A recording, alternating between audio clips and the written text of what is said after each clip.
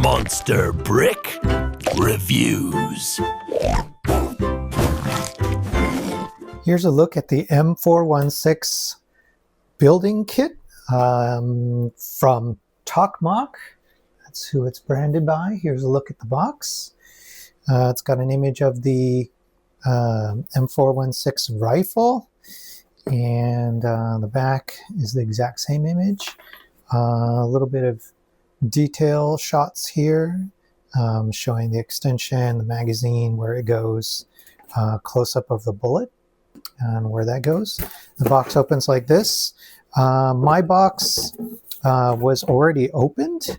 They have these seals here. It was already opened, but then they took the whole thing and wrapped it in clear wrap. I think maybe they had to open it to put extra parts in it or some other reason. All right, and then as far as the set goes, it comes in 4 numbered bags. Each of these bags has several parts inside of it. The parts are a pretty good match for Lego's colors, and the bricks should be compatible with Lego bricks as well. And it comes with a brick separator. It's shown in the instructions, but I haven't found it quite yet. Something that I noticed as I was looking at these parts is they come dirty inside the bag.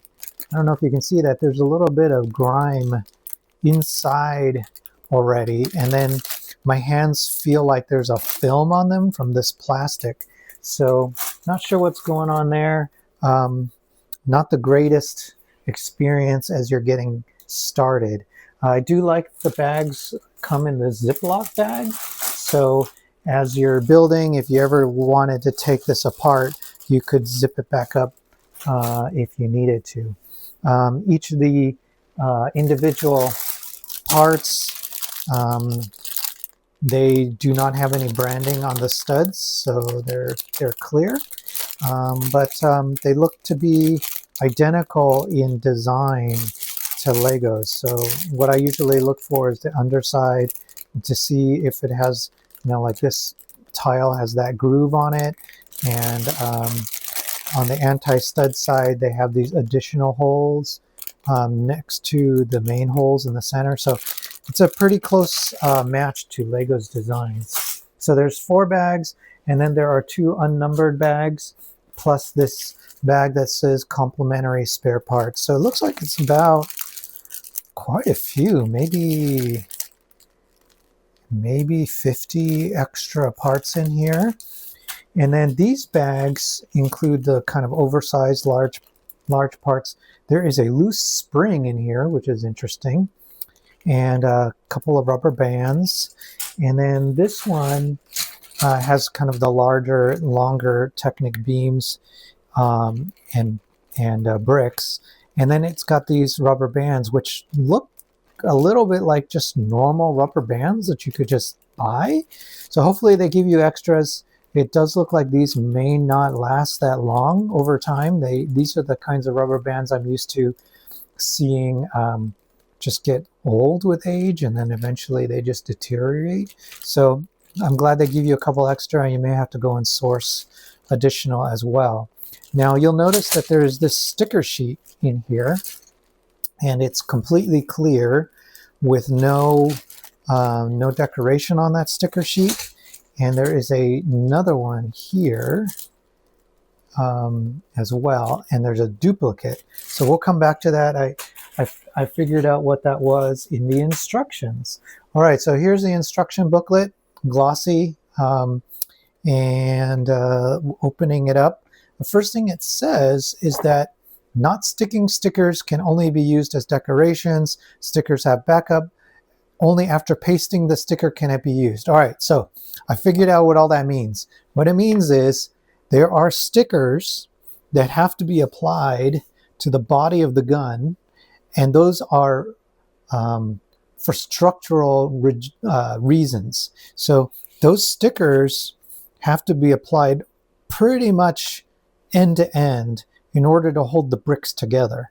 I think that there's quite a bit of force going on when you fire the trigger.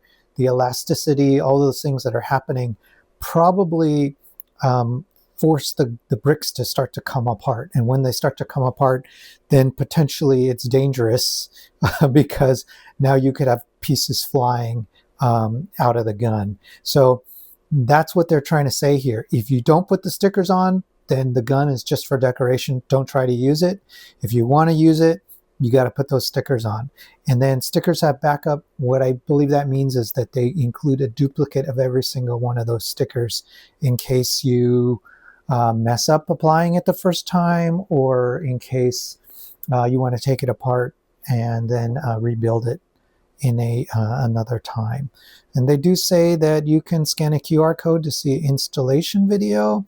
And they warn you that the rubber bands are fragile and you need to check them for integrity.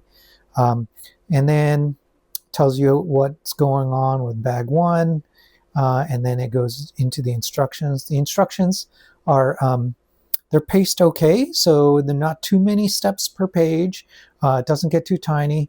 It does get a little hard to see because of the colors. So this is a dark blue, but it's so close to black that you can't really count the number of studs, and you can't quite see what's getting added or tell the difference between parts. So that's the only nitpick there, is that the dark blue is a little bit hard to see, and then it starts to get a little confusing.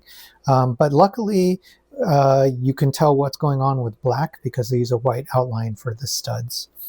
And then as you're going through, they do include a bunch of text information to give you some help about what's going on. There are some typos in there here and there, but I think you'll probably be able to figure out once you get to those steps exactly what's going on and what they're trying to tell you.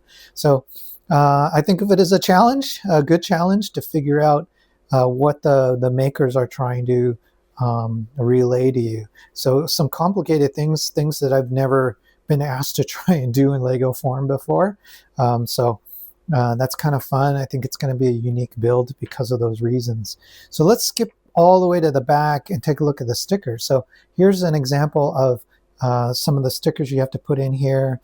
It says align them, stick them tightly. So that means, put them on. It tells you which ones go where. So if you pay attention and you look at the little shape, it'll tell you where those stickers need to go. So you'll notice it's like basically every surface in order to keep the gun together. I'm not sure why they couldn't build the gun with more structural integrity. Using clear stickers is, to me, kind of a cheat.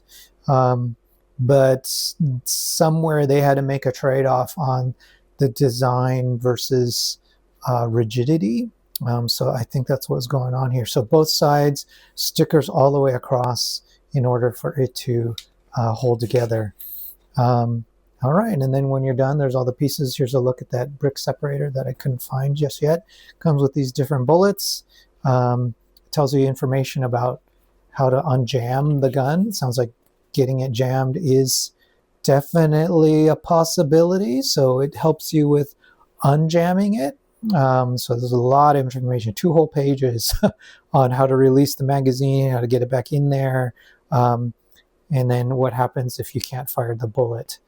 All right, so I look forward to building it. I think it should be a fun build, and I hope to post pictures, maybe even a video when it's done. All right, I hope you found this helpful. Thank you.